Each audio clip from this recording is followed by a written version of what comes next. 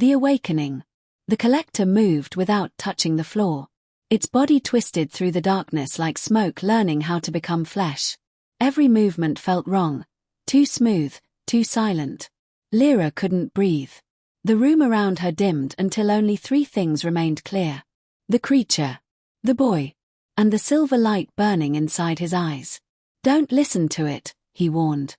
But the collector's voice was already inside her head. "You remember him now." Images flashed again.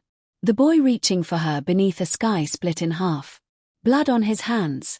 Her crying. A promise repeated over and over like a curse.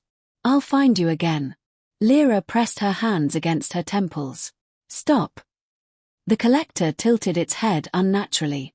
"You broke the seal once." The walls trembled. "You can do it again." The boy stepped forward instantly. "Enough." For the first time, anger crossed his face, sharp and dangerous. The shadows in the room reacted to him. They bent toward him, obeyed him.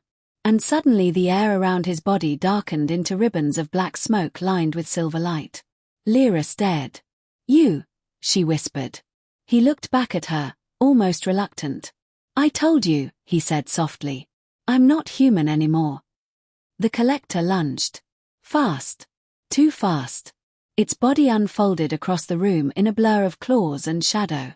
The boy caught it before it reached her. The impact shattered the lamp beside the bed. Darkness exploded through the room. Lira stumbled backward as the two crashed into the wall. The mirror behind them fractured deeper, cracks spreading like veins. The collector screamed. Not loudly, but impossibly. Like thousands of whispers speaking at once. The sound forced memories into Lira's mind. A city floating above endless darkness.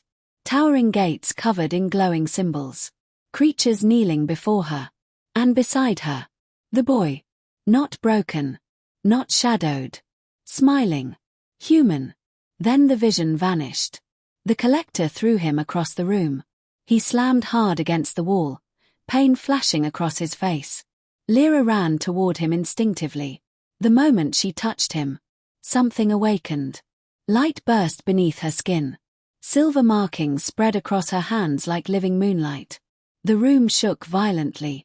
The collector froze. For the first time. It looked afraid. The boy stared at her in disbelief. "No," he whispered. The symbols climbing along her arms glowed brighter. And suddenly Lira understood something impossible. The symbols weren't appearing. They were returning. The collector backed away slowly.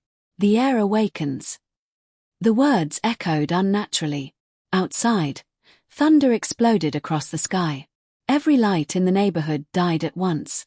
Darkness swallowed the world beyond her room. Lira's heart pounded harder. "What is happening to me?" The boy rose slowly, still staring at her glowing hands. His voice sounded almost shattered. "You were never supposed to remember this life." The collector hissed violently. Its body began splitting apart into moving shadows, circling the ceiling like living smoke. "She belongs to the Night Throne." The room went silent. The boy's expression changed instantly. Fear. Real fear. "Don't say that name," he warned. But Lira barely heard him. Because another memory had surfaced. A throne carved from black glass. Her hand covered in silver fire. An entire world kneeling beneath endless night. And the boy, standing beside her with blood on his face. Protecting her. Loving her. Dying for her. Lira gasped sharply as the vision ended. Tears filled her eyes without warning. She looked at him. "Who are you to me?" For the first time since entering her room, he looked completely vulnerable. Like answering hurt more than any wound. Then quietly, "I was the one who betrayed you." The collector screamed in delight. The shadows around the room exploded outward. And suddenly every mirror in the house shattered at once. Because something far worse had heard him say it.